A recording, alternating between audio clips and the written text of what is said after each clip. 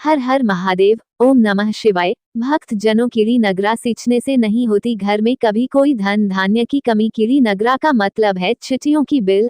आइए जानते हैं इसके कथा के बारे में। एक गांव में एक बुढ़िया माई रहती थी। उसके दो बेटे तथा बहू में थी। बुढ़िया माई भगवान श्री हरि विष्णु की परम भक्त थी। अपना जीवन दान धर्म पुण्य कार्य कामों में लगाती थी, परंतु बुढ़िया माई कभी भी मंदिर और सत्संग में वह तीर्थ स्थानों पर नहीं जाती थी। एक बार गांव में भागवत कथा हो रही थी। बेटे ने कहा, माँ आप सारा दिन घर में रहती है, आप मंदिर में भागवत कथा सुनने क्यों नहीं जाती। बुढ़िया माई ने बेटे का मन रखने के लिए कह दिया कि आज जाऊंगी, परंतु नहीं गई। ऐसा करते करते 6 दिन निकल गए। बुढ़िया माई के बेटे ने कहा, माँ आज अंतिम दिन है, आज तो कथा सुनने आपको जाना ही पड़ेगा। सारा दिन घर का काम करके बुढ़िया माई ने जाते जाते इतनी देर कर दी कि अंतिम दिन की भागवत कथा भी समाप्त हो गई। भगवान श्री हरि विष्णु सन्यासी का रूप धारण करके बुढ़िया माई के पास आए और बोले, बुढ़िया माई तुम कहाँ जा रही हो। बुढ़िया माई ने कहा, मैं भागवत कथा सुनने जा रही हूँ। तब सन्यासी रूपधारी भगवान श्री हरि विष्णु ने कहा, अब इतनी देर से क्यों जा रही हो वहां, तो अब कथा समाप्त हो गई, अब वहां जाकर क्या करोगी। बुढ़िया माई ने कहा, अब घर से निकली हूं तो जाकर ही आऊंगी। सब सन्यासी रूपधारी भगवान श्री हरि विष्णु ने कहा कि अब कथा समाप्त हो गई, भक्त लोग भी अपने अपने घर चले गए, अब तुम वहां से क्या लाओगे। तो बुढ़िया माई बोली, कुछ नहीं तो मैं वहां से एक ईंट ही उठा लाऊंगी। तो सन्यासी रूपधारी भगवान श्री हरि विष्णु बोले, तुम वहां से मिट्टी की ईंट लाओगे, उसके बदले में मैं तुम्हें एक सोने की ईंट दे देता हूँ। बुढ़िया माई ने ईंट ले ली और घर की तरफ चल पड़ी और विचार करने लगी कि यदि यह ईद में घर लेकर जाऊंगी तो बेटे बहू झगड़ने लगेंगे, इसलिए घर के आंगन में बाहर ही बुढ़िया माई ने वह ईंट जमीन में गाड़ दी। परंतु अब बुढ़िया माई का ध्यान उस ईंट पर ही रहने लगा। खाने पीने घर के काम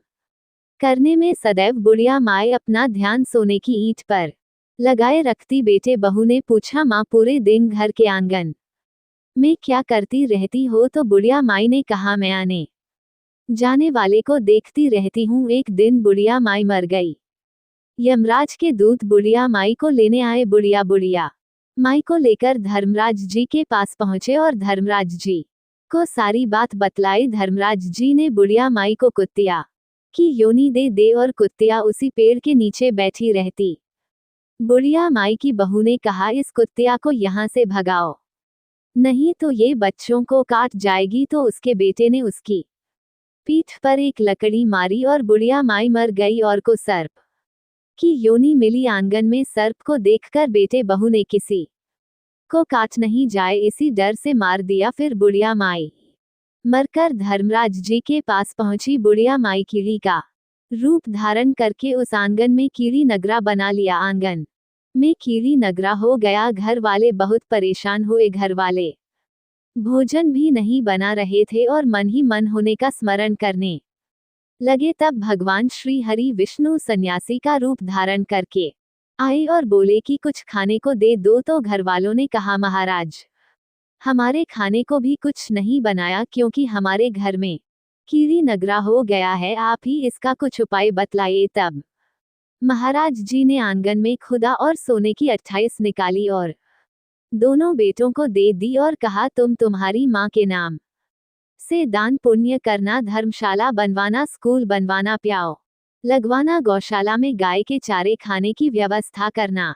परंतु दोनों बेटे आपस में झगड़ने लगे कि तू दान कर, तू दान कर। किसी ने बुढ़िया माई के नाम से कोई दान नहीं किया और कीड़ी नगरा वहां उसी स्वरूप में स्थापित रहा। कुछ दिन बाद सन्यासी वापस आया और बुढ़िया माई के बेटों ने भगवान स्वरूपधारी सन्यासी महाराज से कहा कि हमारी घर की हालत वैसी की वैसी है, कीड़ी नगरा तो वैसे का वैसा ही है। तब साधु रूपधारी सन्यासी महाराज ने कहा, वह सोने के ईंट के टुकड़े लाओ और उन्हें बेचकर उनसे जो भी धन मिले उसे तुम्हारी माँ के नाम से दान पुण्य करो। इस कीड़ी नगरा पर शक्कर और आटा डालो, तुम ऐसा करोगे तो तुम्हारी माँ को मोक्ष प्राप्ति होगी और उनके घर से कीड़ी नगरा चला गया। जो व्यक्ति प्रतिदिन सुबह प्रातः आटा और शक्कर कीड़ी नगरे पर डालता है वह सदैव धनवान, पुत्र मान संपन्न, सुख शांति से जीवन यापन करता है। उसके घर में कभी कोई कष्ट नहीं आता है, उसका जीवन सदा सर्वदा आनंद से व्यतीत होता है। उसके परिवार जन उसे अत्यधिक स्नेह प्रदान करते हैं। कीड़ी नगरा प्रतिदिन खींचने से जुड़ी नगरी की कहानी सुनने से, दान पुण्य व धर्म कार्यों में रुचि लगाने से जीवन उत्तम हो जाता है। जय बोलो विष्णु भगवान की जय।